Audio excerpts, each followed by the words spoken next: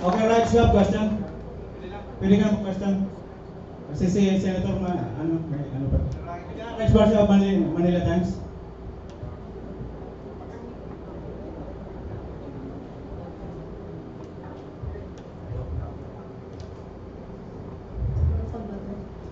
Magandang tanghali po. Magandang umaga po pala. Senator, gusto ko lang po malaman, as head ng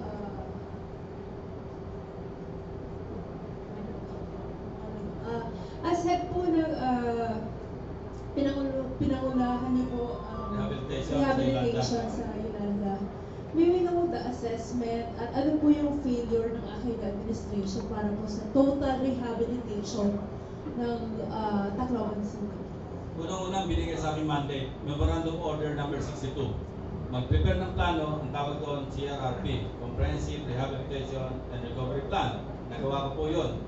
Katunayan, napaka-detalyado nun, 8 volumes, 8,000 pages, nilista namin lahat 18,648 programs, activities, and projects.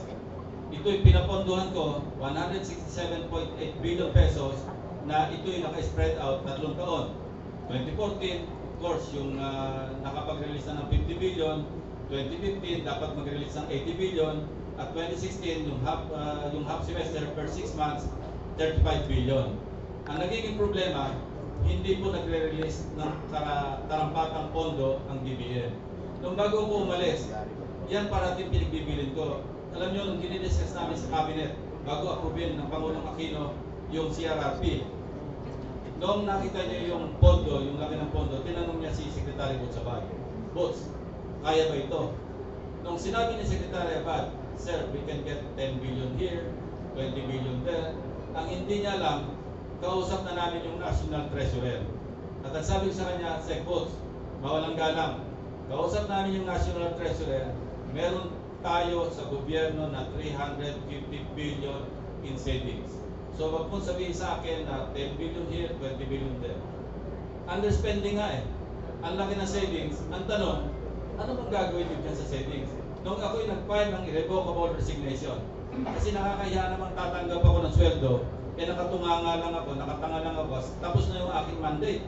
Wala akong implementation authority. Katunayan, nung ako'y binigyan ng trabaho, wala po akong opisina. Mabuti na lamang, may kaibigan ako may-ari ng building, pinahiram ako ng maliit na space doon kami nag-opisina ng staff ko. Wala po akong MOE. 3 buwan kami hindi sumusweldo ng staff ko.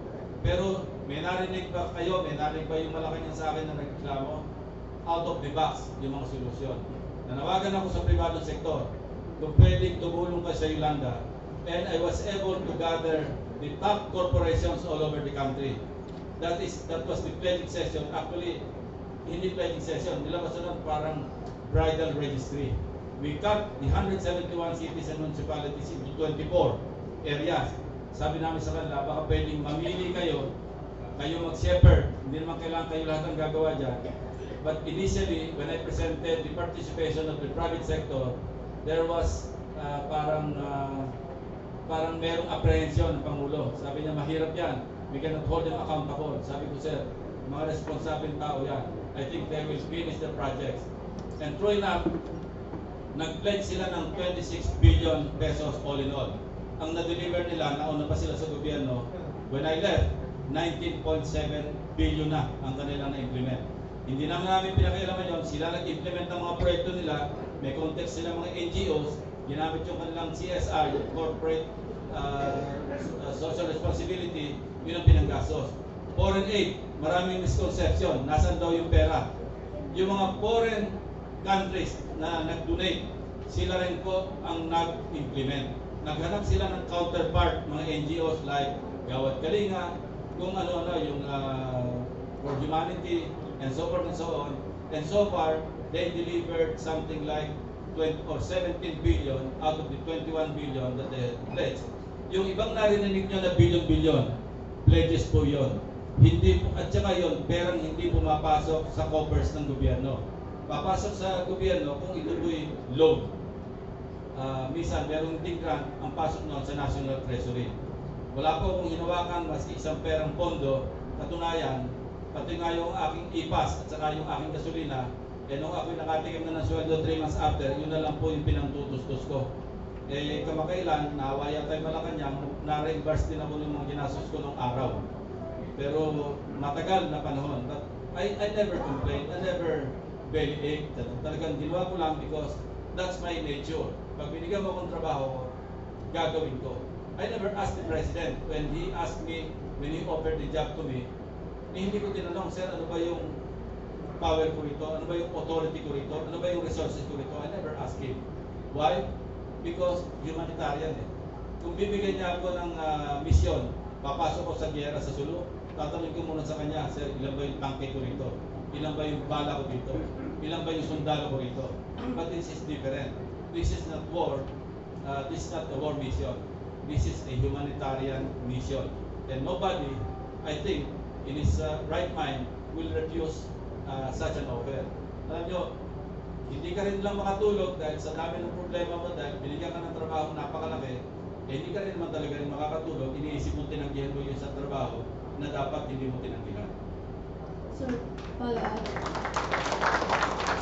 Do you think the President failed to implement the total rehab? Well, we cannot say that he failed because he still has up to June 30th, 2016 to implement all the projects. But ang ginawa namin, meron kaming monitoring mechanism. Ang tawag namin doon, yung electronic platform, empathy. Electronic monitoring platform or management platform, accountability and transparency hub for Yolanda. Ito pwedeng i-adapt to mayor sa buong bansa na lahat ng proyekto ilista doon, may tracking, may monitoring. Ang plano sana namin doon, gawin pang map-based, na yung mga donors, pag gusto nila makita yung progress ng kanilang mga dinonate, mga infrastructure, i-click lang nila sa computer, makita nila yung ng mga bahay na pinapagawa nila, real time. Pero yun nga, dahil umasa lang kami sa grant ng USAID, hindi ko na ipatupad yun at ako'y umalis sa aking posisyon dahil nakakahiya naman yung sweldo ka ng sweldo, eh nakatanga ka naman dahil tapos na trabaho mo. Sir, sa tingin niyo po, mga ilang taong pa para the people of Tacloban will get back on their own? Well, when we talk of Yolanda, there are 171 cities and municipalities. Hindi lang po Tacloban. Yes, but the Tacloban is hardest just hit one. po kasi is Tacloban. Hindi, ang hardest hit, hindi Tacloban. Mas marami. Nagkataon lang, gateway yung Tacloban. Nakafocus ang media sa Tacloban. Ang impression tuloy, maski sa international community or media, Yolanda is Tacloban and Tacloban is Yolanda. Hindi po ganon. 171 lahat yan. Cities and municipalities that we refer to as the Yolanda Corridor. Lahat po yun dapat tingnan, hindi lang yung Tacloban. Pagka-Linilosis